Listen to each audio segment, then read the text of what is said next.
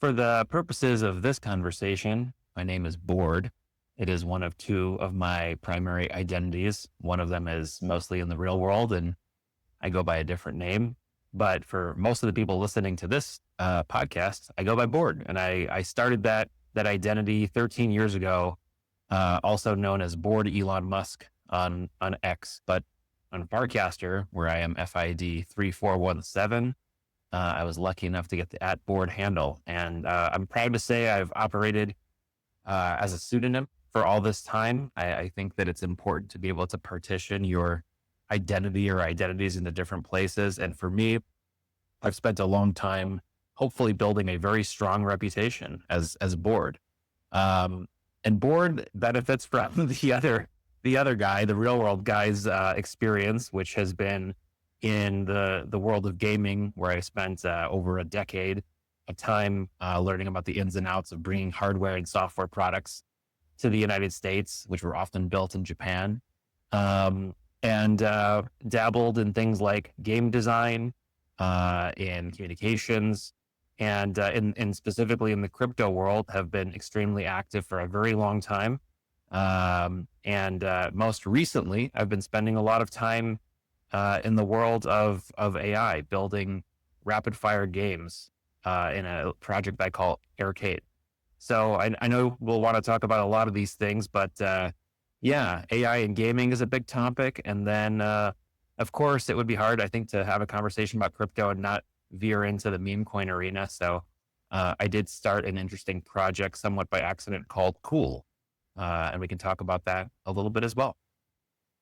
Cool. Well, no pun intended. I think that's a good place to start. And let's first dig into Arcade because, it's interesting with your career background in gaming and everything. Obviously, AI comes along and people are able to do things a lot quicker than they used to. So what's like the experience for you? You rewind, I don't know if it was a decade from now that you've been in gaming or even longer before that, but so back whenever you started, like the process of bringing a game to life versus what you're seeing, within the last 6 months to a year of how easy it is to build a game. Do you have sort of a perspective on just how this might change gaming more broadly before we dig into what you're doing specifically with Arcade?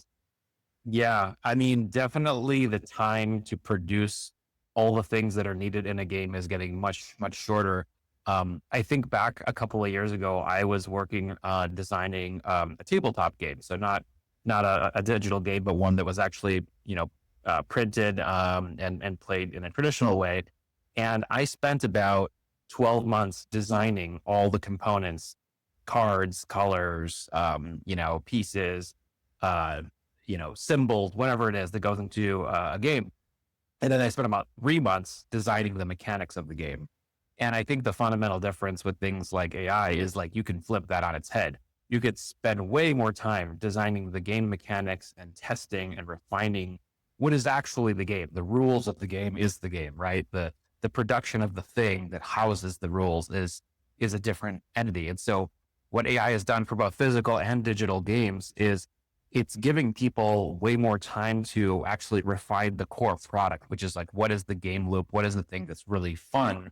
And less time on the tedious things, which is designing characters and graphics and symbols and all these things. And it's both magical and sort of a hard pill to swallow, because you think back, if you've worked in the space for a long time, you think back to all that time you spent trying to crank out these things or paying people to crank out these things that were necessary. And now you could do it in a matter of weeks or days. It's nuts, it's not even shorter. And you're like, damn, I wish I had all that time back. But I try not to be salty about it. I try to think about how someone like me, who maybe doesn't have hardcore, developer skills, can now take all the ideas I've had over the years for building a game, and taking my wisdom around building game mechanics, and then just, as people say these days, vibe code my way to something that's fun in a very short amount of time and repeat over and over and over. So I'm excited about what it means for the independent game creator, for the big game companies, and I think even for the game consumer, the player. it's going to be a little bit of a Wild West and perhaps a frustrating time because there's going to be so much output, right? We're not going to just have like 10,000 games a year that get released, which was the current status quo. It's going to be millions. And how do you sift through that? How do you compete against that? If you're a game maker, how do you stand out? Much like almost every other form of media, AI is going to increase the output of creativity, or rather content, exponentially. And so we're now in a very difficult attention game, that again is good for the independent creator, but I think messy for everybody else. Yeah, sounds like meme coins, but I don't want to go in that direction just yet. When you're like sort of, vibe coding these games up and bringing some of these ideas to life that you've been, noodling on for some time, but used to sort of require, more resources to be able to bring to fruition. Like, are you running up against limits where you're like, oh, man, I know like with, a proper team, like we could do this, that, and the other thing, but as cool as this, AI is, and as much as it accelerates the process, there's these certain like sort of limits of things that I actually still would need help for, or are most of those things actually solved with sort of the tools that you have? They're not solved. I mean, there definitely are still challenges, and I'll give you a very specific example. So most of the games I've been building now, actually all the games I've been building, are one-player games, right? So you interact with the machine. The only form of sort of multiplayer elements to it is that if there's a high scoreboard, the game will remember your high score and compare it to other people on a leaderboard. That's Right. it. So when you're building that kind of game, right now the problem is solved. Like, you can build assets very quickly. You can code up a game that's fairly simple. It's one player, quickly. Once you get into multiplayer, where you have hundreds or thousands of people playing at the same time, then you're talking about databases and interactivity, and server costs. So that gets more complicated. Is it easier today than it was a year ago? 100%. Yes, it was. But I'm personally reaching my limits to some degree because I'm not yet able to build out multiplayer games the way I want to. So this is kind of the challenge for me, is I want to start with one player games, perfect that, get that right, and then expand to multiplayer, because I think at this point, people are very much used to playing multiplayer games. And I want to be able to bring those to market as well. How about with like the integration of crypto stuff? Is that another sort of boundary that you'll run up against that can be difficult if you want to, have, people winning crypto or earning crypto or things like that throughout the game? Or is that piece, I don't know if you've dabbled with that piece, but curious if that's sort of a similar to multiplayer, sort of a added complexity that you would need to sort of go out of scope for. Yeah, I would say it's at parity to the multiplayer aspect, because it's really like a lot of stuff that's happening outside of the game, which is, transactions, security, wallet connect, that sort of thing. But the furthest I've gotten so far is being able to allow people to connect with a wallet and basically have their wallet address displayed as their high score. What I want to do with Aircade is definitely go down two paths. And this is the reason why tokens even make sense inside of games. One is you can think about games of skill. So anybody who's familiar with poker and poker tournaments, very simple idea. A bunch of people come together, they put in money into a pool, and then the top, 3 or 10 players will get the prize pool. So that's kind of the game of skill piece. And then the other is cosmetics and making yourself look cool. And that's a staple of video games, right? Like, I've played this game, I'm really good at it. I play with lots of other people in multiplayer. I want to stand out and not have the generic, items that are given to me. So I'll pay money, or, let's say in this case, crypto, to upgrade myself. So those are the two areas I want to explore. And definitely I don't have the skill set yet to do that myself. I'm trying very hard to see how far I can go by myself, because I like this idea of like a one-man game studio. But I'm also at a point where I might hit a limit and I do need some help from the outside. So I'm challenging myself for now, and we'll see how frustrated I get before I start to cry uncle and ask for some assistance. Yeah, I mean, I think that makes a lot of sense. And like I sympathize with the ambition of like sort of being a one-man studio. I'm not as focused myself on, gaming necessarily, but you see, like, I don't know, there's this chart that I'm probably going to butcher it a little bit, but I sort of have it in mind, like directionally what it is, which is basically like the number of people employed by organizations that achieved like $1 billion market cap or 100 million in revenue. Again, I don't remember like the exact stat, but like, companies that have gotten big, and it shows like over time, year by year since, I don't know, maybe I'm basically making up all these numbers, but directionally, this is going to be the right takeaway, which is that like it's maybe showing like the last 30 years, and companies get to a certain milestone, how many employees they have, and that number has gone from like rough. I don't know exactly what it was, but it was like maybe 100 something to like 7 or something like that. Wow. And like that number, and that was like I saw this chart actually before ChatGPT came out, so it sort of gives you an idea like. That obviously has accelerated a bunch of things. Like this was before even AI sort of had this next phase that it's been in for the last couple of years or whatever, and is continuing to go through. So that number just seems like it's poised to go to like, from 7 to 6 to 5 to 4 to 3 to 2 to maybe to 1. And maybe there is a reason why it sort of, hits an asymptote or whatever at 3 or 2, because maybe Someone's got to run genes, Exactly. Yeah. Like maybe there's like sort of a complementary thing where it's like actually the 2 or 3 man team makes more sense than the one in the long run or something like that. But in general, you could even go further and just say that it does actually go to 1 and it goes below 1 in the sense that one person will then control 10 AIs that control 100 companies each. Right. So that comes out at who wins in that competition, right? If we're all doing the capitalism thing, then whoever has the most resources, aka energy, money, chips, etc., will just keep spinning up more and more and more to compete.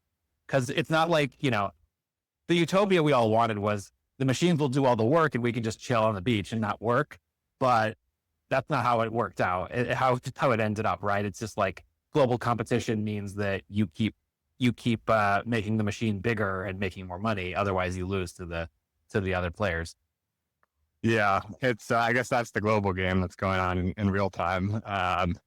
But yeah, anyway, I sort of have this similar ambition as well of like I don't really like prior generations. If you wanted to do some big successful company or achieve some big successful mission or whatever, like you sort of needed to scale in terms of people, and I just don't I don't really have, at least at this point in my life, like I don't really have an ambition to like manage tens and however many people who then manage tens of people and so on. Like it just seems like sort of a big unnecessary headache, and I feel like a lot of companies that are around that are big today, like this was a while ago, I think it was, I don't know if it was like around COVID times or what it was exactly when it was, but people were like, some of these big companies were laying off a bunch of employees under like sort of the banner that like a recession might be coming, or like whatever sort of like the financial economic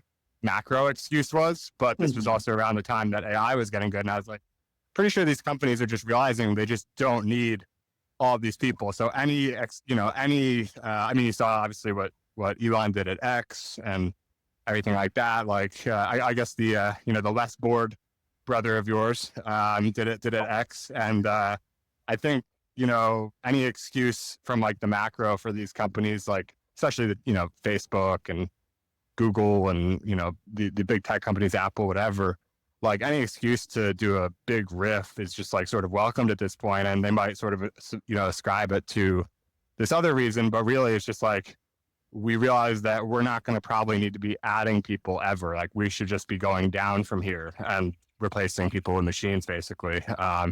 So I don't know. It'll be curious where it all comes out. But I like people like, what's his name? Forgetting his name. The guy who made like Nomad List on Twitter. He's actually a good example because he's got like 6 or 7 not little, but like, not huge companies that are all each like doing independently well at sort of a moderate level, and I'm pretty sure he just like runs them all like fairly passively himself. I think that's like sort of a better model for founders and entrepreneurs of the future? I mean, for humans in general, I mean, I love that. And, I don't remember like who first said this quote to me, but the general idea is like never put your future in the hands of one entity. And what that means is, if you work at a company and 99% of your income comes from that company, and then that company decides they don't need you anymore, you're in a bad place. And so I think it's much better to diversify your revenue streams and be able to protect yourself and your family. And so I think that if AI enables that type of a future, that's a net positive. So while people are nervous that, oh, I can't get, job X anymore, for this big company because this big company doesn't need as many people, that may be true, but you could open yourself up to do all these other things that before were not possible because you didn't have technology enabling you and filling in the gaps of your skill set. Yeah, no, I totally agree. So one more thing before I do want to get to cool and bouncing around about banker and meme coins and all this stuff. But before we move on from the gaming, we'd be curious, sort of like why did you how did you decide on the first few games to release for Aircade? And outside of Aircade, are there games that have been interesting to you, especially, of late, but also even if it's been, a few years ago, just as sort of like precedents for what's interesting or possible, whether or not they were sort of like aided in their creation by AI or whatever, just sort of what flavor of games are you interested in? Basically, obviously the skill and you mentioned like sort of the skill based as opposed to the luck based, but I'm curious to sort of like do a double click on the flavor of games that you've decided to start with and what you might like to do in the future. Yeah. I mean, in terms of what we want to build with Aircade, and when I say we, I really just referring to myself. You and the AIs. And my AI army. I mean, it's a product of two factors. One is building casual games makes sense because they're easier for me to grasp in the stage of development that I'm in terms of my skill set. And two, the majority of people who play games play casual games, right? We hear about the really big ones, but yeah, I mean, the vast majority of people, they play the 5 to 10 to 15-minute mobile game, and that's where they spend most of their time. So for those reasons, I want to build those types of games. In terms of the flavor, I mean, going back to what I said, with AI assistance, people are now able to build this type of game very quickly and easily relative to where they were a couple of years ago. So the way I'm thinking about Aircade is the intersection of games and memes. So I think that the gaming industry is going to basically go towards two ends of the spectrum. One is going to be the massive AAA, takes hundreds of millions of dollars to create like a Grand Theft Auto or Call of Duty. And then on the other end of the spectrum are going to be these little indie games that people can spin up very quickly. And so if I'm going to compete in the latter, then how do they stand out, right? If there's going to be like 10,000 racing games made a day because it's so easy to vibe code them, like how do you stand out? So that's where the memes come in. What I want to do is find something that is hot at the moment in terms of the cultural zeitgeist. Like what are people talking about? What is trending? And then quickly skin a familiar type of game mode to that topic. So the first game that I did this with was called Doge Survivor. And, Doge is obviously like the meme coin that has existed for a very long time, but Doge is also the Department of Government Efficiency that Elon's been running. And so, a very hot topic for the last few weeks has been finding inefficiencies in the government and, cutting, allegedly unnecessary parts of that system. So because that's a really hot topic, I said, let's make a game out of that. I took a pretty common game genre, which was made popular recently by a game called Vampire Survivor, which is basically like you're on an overhead map. There's more enemies that are surrounding you over time, and it gets crazier and crazier, and you're able to just wipe out hundreds or thousands of enemies at a time and escape them and survive as long as possible. So that became Doge Survivor. I basically reskinned a game that everyone has seen, but made it topical. And so that's what I want to keep doing, is building these games that are really only relevant for a couple of weeks, if that, maybe days, and then just crank them out so quickly that I can compete with essentially the speed of information and the speed of news. So I take a day to make one of these games, and then it maybe lasts for 3 days because after that, it's not interesting or relevant anymore, and then repeat over and over and over. So that's kind of my angle, and that's what I want to go for. And I'm not reinventing the wheel in terms of coming up with new game mechanics, even though that's really fun. It's impossibly difficult to do it. And it's a very high risk because just because it's new doesn't mean it's good. So here I'm taking my sort of, skill set in being able to parse the internet and pick out things that I think are, interesting stories and then turn them into games that I think people will play because they're just shareable. They're funny, and it gives you social currency to both play them and want to post them on the internet. That's been my strategy, in terms of creating and in terms of play. Yeah. I've liked just one player indie games because I'm at a point in my life where I don't want to spend 4 hours playing some multiplayer game where I have to level up and all that. I just kind of want to zone out for 30 minutes before bed, and then I'm done. Yeah, no, it's I love the strategy. Actually, it's like extremely concrete, and the rationale makes a lot of sense to me, or the logic rather. I'm just trying to think. I had a couple of directions I wanted to go from there. Oh, one was it's always interesting, I think, when I found this myself, where I've had like this blue PFP since I started doing things on the internet, and then like 4 years after I started doing things on the internet, I went and did like the NFT collection for every color on the internet with base colors, and like I had no idea. I mean, I didn't even know what NFTs weren't really even a thing when I started doing the first when I made my profile picture, the color NFT or the color PFP that was not an NFT. And then like, sort of serendipitously end up doing that thing. And I think so it's always interesting basically when something from your past becomes relevant in a way that you couldn't have anticipated or expected. And I think one thing for you is, I forget the name of what you were calling this, but it was like, I believe it was 4 things like that happened this week or something like that. Oh, yeah. You know what I'm talking about? This week on the internet or last week on the internet. Yeah. Yeah. And you had like 4 pictures, right? Exactly. And it was just kind of like the 4, things that everybody was talking about over the last week. And, if we were to do that exercise this week, it would of course be like the Ghibli, Ghiblification of art and a few other things. But yeah, everybody was like the recurring comment. Unfortunately, I kept it up for a few months and I stopped. But the reaction I got most often was like, wow, I can't believe that was only a week ago, because the speed of the internet now is so wild that, we just move from one thing to another. And so I would include like something that happened 6 days ago in my weekly recap, and people thought it, was like from a decade ago or something. Yeah. It's like you're using last week's content. What are you doing? But it's like 4 days ago. Yeah. So anyway, I think what's interesting, I don't know if this might not have been that easy for you to connect, but for me, outside perspective, it's kind of makes sense that like, that is actually like you've basically been sharpening this skill that will, I think, translate extremely well to your strategy for game building, where like, if you have the 4 things of the week, that's basically your 4 games for the week. Like if you actually can produce a game every 2 days or something like that, you're going to have roughly like 3 games a week or something like that.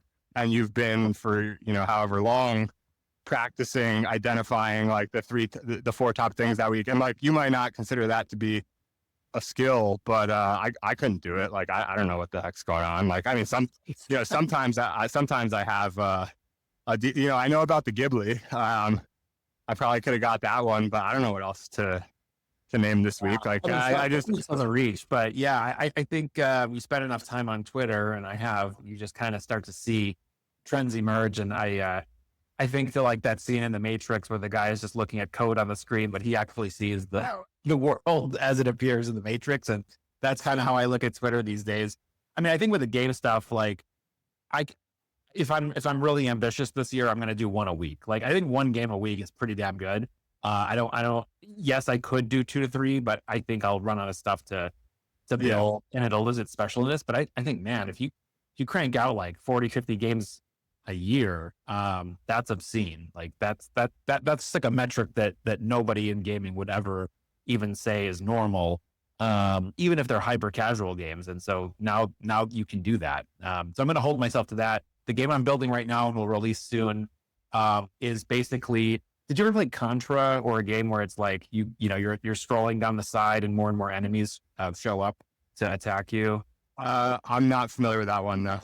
Well, basically the premise of this game, and it's a working title, but it's going to be like Tesla, um, Tesla Defense or something like that. But I'm going to have a cyber truck that's just driving on the road, and then there are zombies with Molotov cocktails and keys and protest signs that are trying to destroy the Tesla. And you'll get a variety of weapons to defend yourself as long as you can. So, obviously very topical. If people are listening to this within the next, week or so, they will know that there's been a collection of incidents of Teslas being destroyed for a variety of reasons. And so, that's what I'm working on this week. And the next week it'll be something else. I'm trying not to get too political, but it's also hard to avoid these stories because they're so hot. If I really wanted to tap into like the Ghibli thing, I could have made a game about that last week, but I felt like the art style would be too difficult to animate. So I just kind of skipped over it. But that's kind of where my head's at, is like, what's the thing that's trending? How fast can I move to make the game? And then just put it out there and hopefully it catches on. And at the end of the year, I'm hoping that of the 40 or 50 games I produce, 2 or 3 of them will just be monster hits to get millions of plays.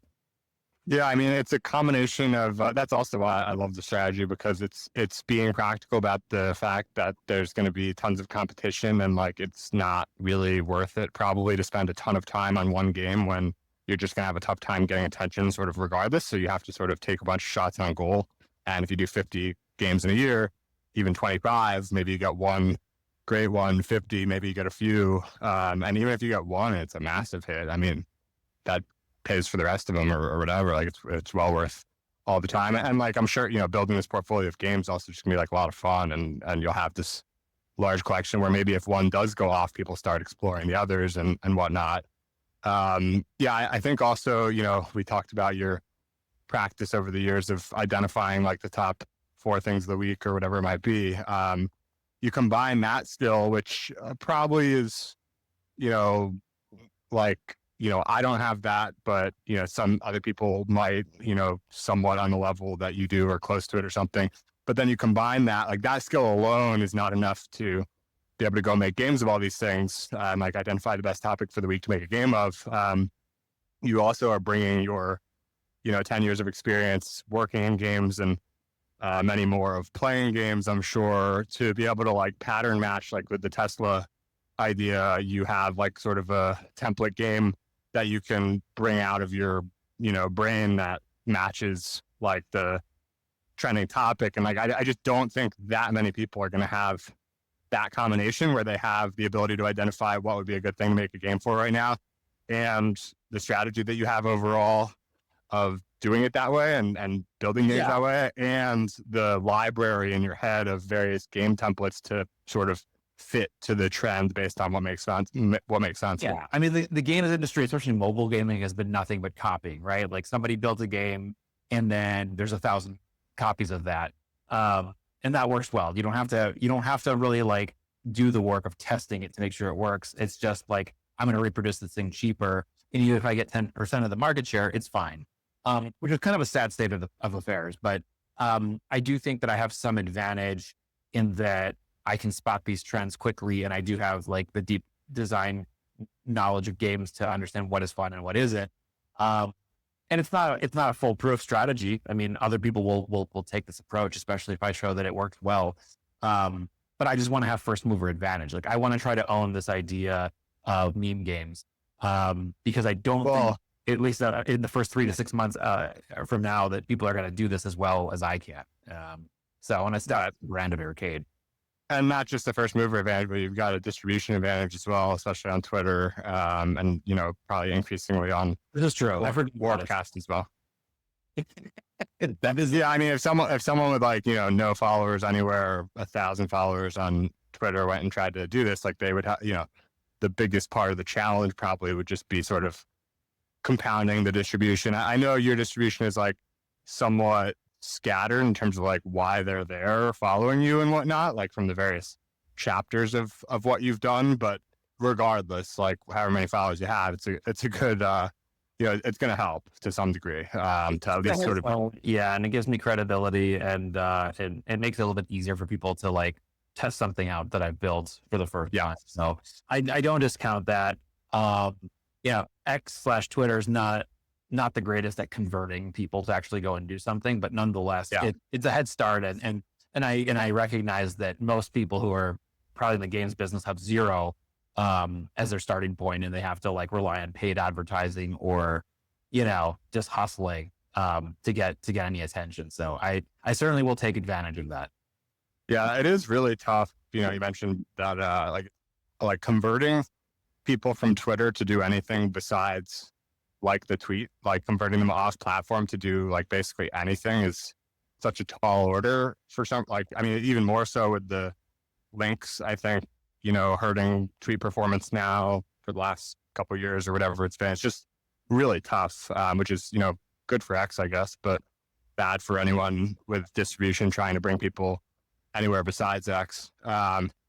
So shifting gears a little bit, let's talk cool. Maybe you can start with just sort of like the origin story, how it came to be, somewhat by accident, like you said, and then we can dig into, what's your latest thinking on it and how it's going. Yeah, I mean, I don't know if you've already talked about BankerBot at all, but I can do a quick recap. So I think the origin story is important here. There's a fantastic team building something called Banker, which essentially is kind of like a wallet, like a crypto wallet that exists, but it's controlled through text, right? So you can go on Farcaster, or you can go on Twitter and basically say, I want to buy X token, or I want to send X token to this person, right? So I'm gonna do it right now while we're on this pod. I'm gonna send of Jake 10 million cool token at Baker. Whoa, that's a lot of cool. That's a lot Are of you cool. sure you want to send me that much cool? I was actually gonna do even more. No. 10 million is funny. I just, as long as I'm a cool millionaire, I might already be, honestly, but yeah, I don't have the units in mind as much as the dollars, but yeah, just, however much cool you want to send me, I could use some cool. But yeah, so I think this was a really big unlock. I was watching this bot, and basically people sending around money and creating tokens. And I started talking about it because I thought it was really interesting. And then somebody like was in my replies saying, "Oh, you should drop a cool token." And I was like, "Okay, BakerBot, drop a cool token." They just made it. And this is a little bit of a like, let's just try shit out and see what happens, and then figure out why it's important after the fact. But first of all, I mean, this was really interesting because on Twitter, on X, essentially a token was deployed based on me just saying stuff. I didn't have to, go and make a wallet, sign transactions. It just did it. And it picked a word that in retrospect, I think was amazing. Like in this conversation, we've probably said the word cool, not because we're talking about that token, but because just in natural, settings, we've probably mentioned it 10 times. It's a very commonly used word in the English language. And so my strategy after this token was created was, okay, like, well, basically this thing's a meme coin. Most meme coins have no value, but how can the meme of cool be valuable? How can we make it interesting? And so what I decided to do with this, besides just being a meme, a very old meme, which is the idea of cool, whatever that means to you, is let's turn it into something that helps people acknowledge and celebrate others through economic, engagement. So what does that translate to? Most people on social media will like, retweet, comment, blah, blah, blah, subscribe. This is how you show appreciation for other people that you think are cool. At least in the West, people don't send each other money. They don't tip. It's awkward. And so first of all, it's awkward. Second of all, just technically speaking, it's always been very clunky, and sort of hard to onboard people. And what BakerBot and tools like it have done is they've just made it built into the system. Like I don't have to install a browser plugin. I don't have to create anything. I can just load up my wallet or have people send me money to the wallet that was created by BakerBot, and then I can just send out money to people or create tokens or swap or do whatever I want. I just tell the system what to do on X the way I'm tweeting at a person. And so I decided that for Cool, I just wanted to be a really visible tipping system. Like I started sending literally billions of Cool token out to other people because I wanted to model the behavior that I wanted to see happen on social media. And a lot of people followed my footsteps. They started sending Cool to their friends. It didn't matter if it was a little bit or a lot. I wanted to give this meme token purpose through making people celebrate each other in a very public way. And I think that, going back to sort of the awkwardness piece of it, whenever it comes to giving money, I think people just don't like to talk about it because they don't want to make the recipient feel awkward, or they don't want to make themselves feel awkward because they feel like, well, I'm not giving enough money and I look cheap or whatever it is. And with Cool, I didn't want people to think about that anymore. I just wanted people to pick arbitrary amounts of this token, send it to somebody on Twitter, and let everybody see it. And by letting everybody see it, they reinforce this behavior that it's okay, it's not awkward, you should do this often. And in a way, it's a flex. Like how much Cool you give out every day on Twitter can actually be a flex for you the same way an NFT is, or wearing a luxury watch is, or whatever it might be. That's the goal of Cool. And so, yeah, I mean, I think it's taken off quite a bit. A lot of people on the base network have taken notice of it. And I really just kind of want to nail this and be focused. Like, I think when meme coins get created, the founders or the creators of them will try 1,000 different things to make the meme coin be valuable. And in this case, I just want to do this one thing really well, which is make people think Cool whenever they want to send somebody token. And if I can do that right, we can look at other ways to expand. But that's been my strategy. So that's a little bit of the origin story. Definitely suggest people check out BakerBot and play with it if they haven't already. And if you tweet at me and say that you heard this podcast, I will send you some Cool. I can't promise how much, but it'll be more than one and less than 10 billion Cool. So there's an open invitation for your listeners. There you go. That's great. Anyone can listen here and just get some Cool. I think that, a few things that come to mind as you're mentioning this, and I love, like, we talked a little bit before starting the recording. I love to be able to do something kind of just for fun, a little bit of an experiment, playing around with Banker. I guess, so one quick thing. Did you use Banker much before this? Were you somewhat familiar, but not, you hadn't launched a token with Banker yet? Like, what was your sort of pre-existing Banker experience? I've been playing with it for a couple of weeks. I had put some money into the Banker token. I thought what they were building or are building was fascinating. And so it didn't really strike me. I didn't really think to make a meme coin or deploy a coin until somebody kind of flippantly said I should. And then I did. Right. Like I was 2 weeks into it, but then after that, I just dove in, and I've talked to the founders now and built a relationship with them, and have been in the weeds on it. And I think it's an incredible development in the world of online transactions intersecting with social media, which to date has been very difficult. Like those two worlds have lived very separate from each other. And I feel like with this type of tech, they come together.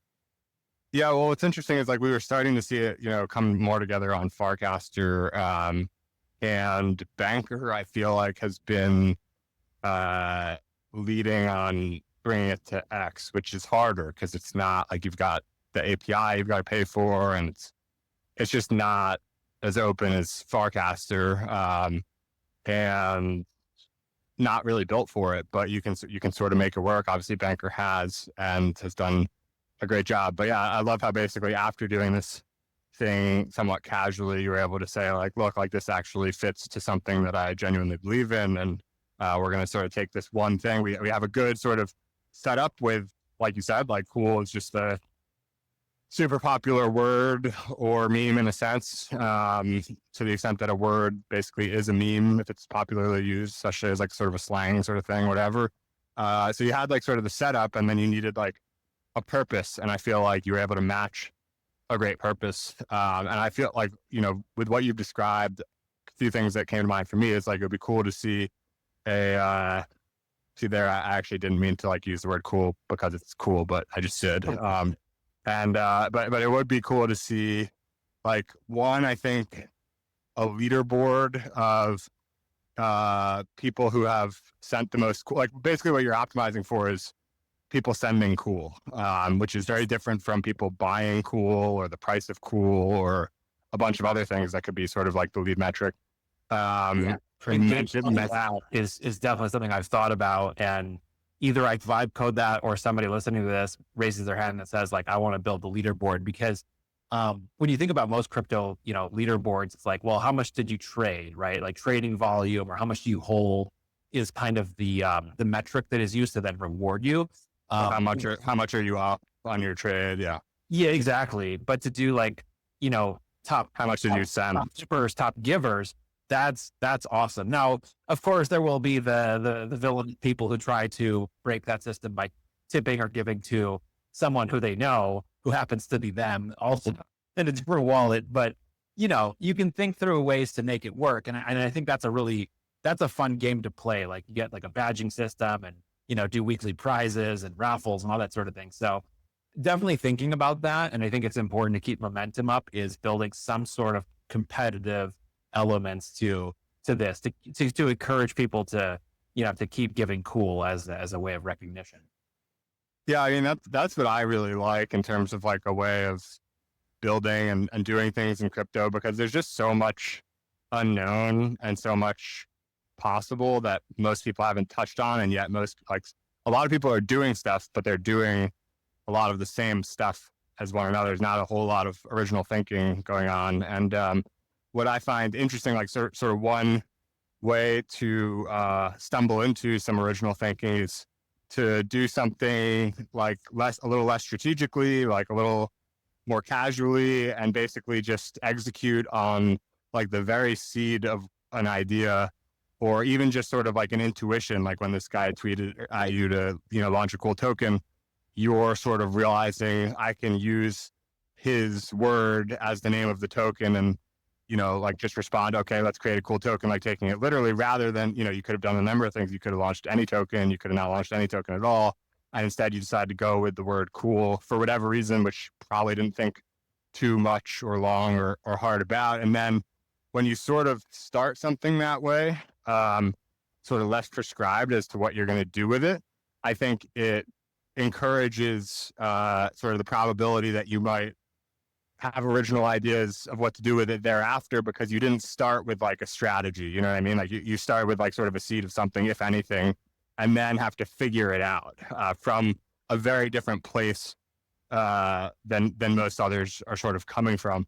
And so yeah, I sort of like doing things that way as well. And like you with the games, and I think your same strategy that you're taking with the games, probably you're applying more broadly as well in terms of just like everything that you're doing, which is that, we live in a world where it's easier and easier to create things and make things and vibe code and whatever else. And, you can spend months and years working on something and hope that when you launch, people care or whatever.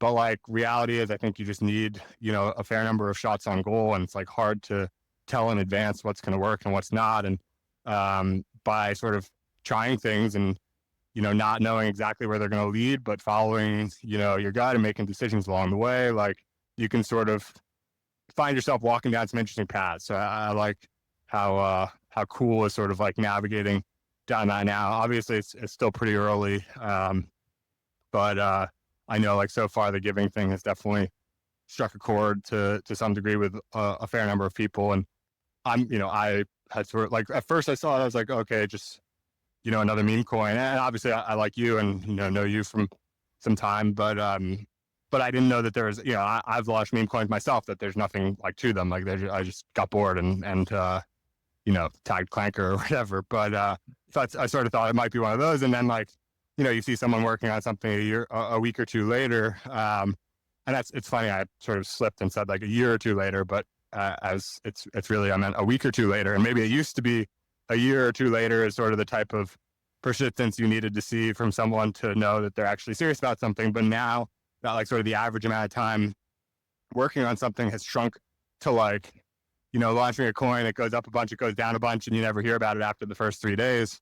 Like just working on something for a couple of weeks sort of signals like, okay, they're actually going to give, they're going to give this some effort, and maybe they won't continue beyond even a couple of months, but like it's more than a 1 or 2 day thing. And so I think once I realized that cool was more than that and sort of understood the mission that you were attaching it to, that's when it clicked for me that cool was cool. Yeah. Yeah. And I mean, cool and the meme of cool, and I guess the direction that I've tried to aim it is going to be a reflection of what, what people want. Like, do they care about showing appreciation and love to people through monetary, mechanisms or not? And if they don't, then, cool dies or cool has to become another thing. But I like the strategy I've chosen. I want to give it a chance to breathe and see where it goes.